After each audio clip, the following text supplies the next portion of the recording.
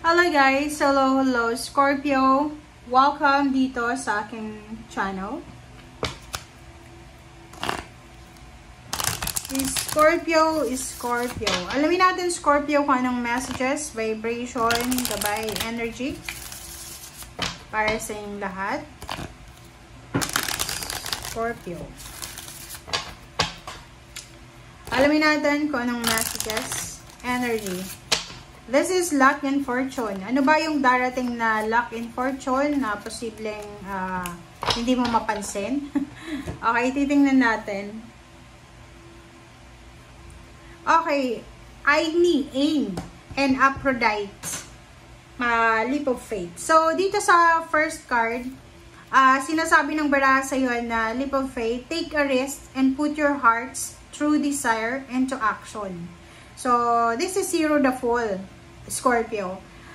Nakikita ko sa'yo dito na meron kang kailangan na desisyonan. So, there's a decision making, there's a choices and options ka na kailangan na gawin, kailangan na sundin. So, kung ano man ang desisyon na gagawin mo, simula ngayong linggo. Okay? Kung ano man ang onward siya, kung ano man ang desisyon na gagawin mo sa linggong ito, sinasabi ng barahan na kailangan daw na mag-take ka ng risk. Okay? Ilagay mo yung puso mo, kung ano yung kagustuhan mo, dyan sa desisyon na gagawin mo. Kumbaga, sabihin mo sa sarili mo na gagawin mo yung desisyon nito because ito yung gusto mo. Hindi dahil sa uso, hindi dahil sa trend, or hindi dahil sa karelasyon mo, pamilya. No, gagawin mo siya because kailangan mo siya or gusto mo siya. Alright, so, next card natin is Aphrodite, Inner Goddess. Awaken the goddess within you through dance, self-care, and appreciating your divinity. So, kung babae ka na Scorpio, sinasabi ng baraha sa'yo na kailangan mong i-appreciate yung pagiging babae mo. Kumbaga, kung babae ka na nasa tamang edad ka pa para magbuntis, para mag-asawa, huwag mong ipagkakait yun sa sarili mo. Okay? Sinasabi din ng baraha sa'yo dito kung babae ka na Scorpio, huwag mong, kung medyo busy ka, sobrang abala ka sa kung ano mang ginagawa mo, sabi ng baraha sa'yo dito na kailangan mo daw na alagaan ng sarili mo. Okay? Alagaan natin ang sarili natin and huwag tayong masyadong padadala sa kung ano man na sinasabi ng mundo sa ngayon. Okay?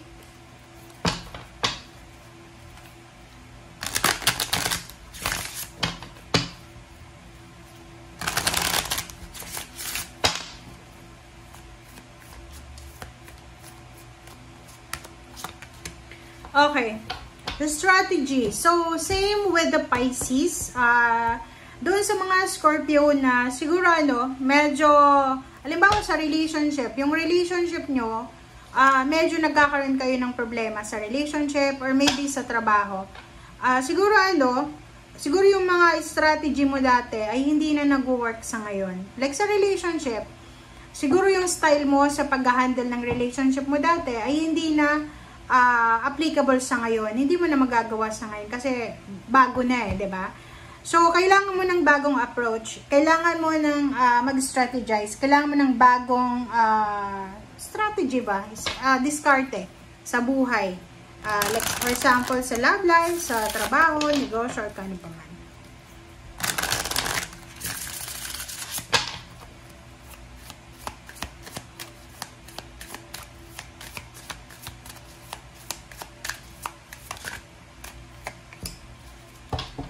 Okay, the big picture. So, yun. Kung ano man yan na medyo nagbibigay ng confusion sa'yo, lalo na ngayon habang nanonood ka, medyo confused ka sa mga bagay-bagay sa buhay, sinasabi ng baraha sa'yo dito na isipin mo na lang na kung ano yung ginagawa mo sa ngayon, may purpose ka. Diba? Wala ka naman na gagawing action na walang purpose, diba? So, sinasabi ng baraha sa'yo na isipin mo na there's parang outcome. May outcome naman diba?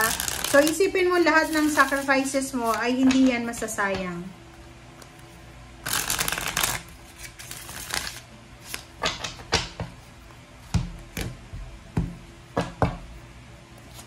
Okay. Knight of Cups, Two of Wands, 5 of Wands, Scorpio, and Knight of Wands. Okay. So, yung 4 cards mo na yan, sinasabi ng bara sa'yo dito na, in terms of, parang relationship, are you single? Kasi kung single ka, meron ditong single na Scorpio na medyo nagdadalawang isip siya. Pwedeng, siya, nasa crossroad, turns between relationship and between job. Parang, yung isip at puso niya ay nag-aaway-away. Like, for example, may asawa ka, nasa long distance relationship kayo, OFW siya, or ikaw yung OFW, or malayo kayo sa bawat isa. Siguro ngayon, medyo nagkakaroon ka ng realization na, ngayon na magkalayo kayo, parang marirealize mo na, siguro hindi mo siya talagang mahal, or kailangan mo talagang i-prioritize yung trabaho mo kaysa sa pamilya or sa kanya. Parang ganun. So, there's a Scorpio here na kailangan yung mag-ingat simula ngayong linggo kasi maraming maraming posibleng temptation na papasok sa buhay mo. Magugulo yung diskarte mo eh. Kaya nga sabi sa dito ng strategy na kailangan nating mag-strategize because magugulo talaga yung diskarte mo. Ang daming temptation eh. Like for example sa trabaho, may trabaho ka na ngayon, tapos may mag-offer ulit ng bagong trabaho. Pwedeng kumikita ka ng malaki ngayon, pero nakakapagod yung trabaho mo. And mas prefer mo yung isang trabaho na mas light lang ng job, pero mataas yung sweldo, parang gano'n. Meron din ditong parang hindi mo alam kung mag-aasawa ka or magtatrabaho ka lang. Or hindi mo alam kung mag-aasawa ka na or wag ka nang magtrabaho. Parang ganun. So, ang dami-daming options and choices na kailangan mong pagdesisyonan. So, yan nga. Leap of faith. Sinasabi ng bara na kailangan mo daw na mag-take ng risk sa kung ano man na actions. So, yung iba din sa inyo dito, kung single ka, possible na mayroong babae, lalaki kayo na Scorpio. May mga tao na posibleng magkakagusto sa inyo. Pwedeng 2, 3. And, hindi mo alam kung sino yung pipiliin mo sa kanila. Okay?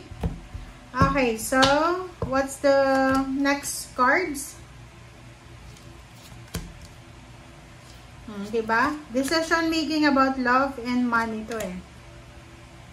Kung makikita mo dito, sa ilalim, 7 of Swords, tsaka 2 of Pentacles, Ace of Cups. So, you're torn between money and love life dito or family. Kasi, kailangan mo daw mag-decision eh. Okay? So, please comment down below. Ano ba yung desisyon na kailangan mong gawin, Scorpio? Kasi, sabi dito, yung desisyon na gagawin mo, it's either makakatulong ito sa relationship or it's either makakatulong ito sa'yo para makahanap ka ng mas magandang trabaho or maging asensado ka sa ginagawa mo ngayon. Parang ganun. So, nakikita ko sa'yo dito, marami kang plano sa buhay, but meron kang parang nakakaramdam ka ng uncertainty, diba? Confused ka. Doon sa mga confused na Scorpio, sinasabi ng barasay dito na kung magdedesisyon ka, make sure na para yun sa'yo. Yung wala kang ibang sisisihin sa decision mo, kundi ikaw lamang. Yun yung may kasabihan tayo na if you fail, you are wise. If you succeed, you're winner. Diba? So, pareho lang yun. Magkamali ka man, sumakses ka man sa buhay, pare-pareho lang yun. Okay? Mayroon tayong lesson learned na matututunan. And there's coming victory and success dito eh. May mga Scorpio na posibleng kung ano yung ginagawa nyong trabaho sa ngayon, ay posibleng yan ang magdadala ng victory and success sa inyo. Yung iba naman na wala pang trabaho, kung ano yung papasukin mong trabaho, ay posibleng siya yung magdadala sa'yo talaga ng victory and success, diba? So, napakaraming mensahe yung baraha sa'yo, Scorpio. Sa usaping relationship, sinasabi na magdahan-dahan tayo. Huwag tayong masyadong magdesisyon. Especially yung tawag dito, yung nagdidesisyon tayo nang hindi natin pinag-iisip. Okay, yung sabi dito na leap of faith. Okay, leap of faith, take a risk. But minsan, pag nagtitake tayo ng risk, dapat meron din tayong meron tayong pinanggagalingan ng risk-taking na actions natin. 'Di ba? So, umiwas din tayo sa gulo, sa away. Kasi meron ditong mag-asawa, mag-live-in partner na posibleng kayo ay mag-away because of money, because of third party, because of selos, or because of kung ano man yan. Okay? So, thank you guys for watching and see you again. Bye!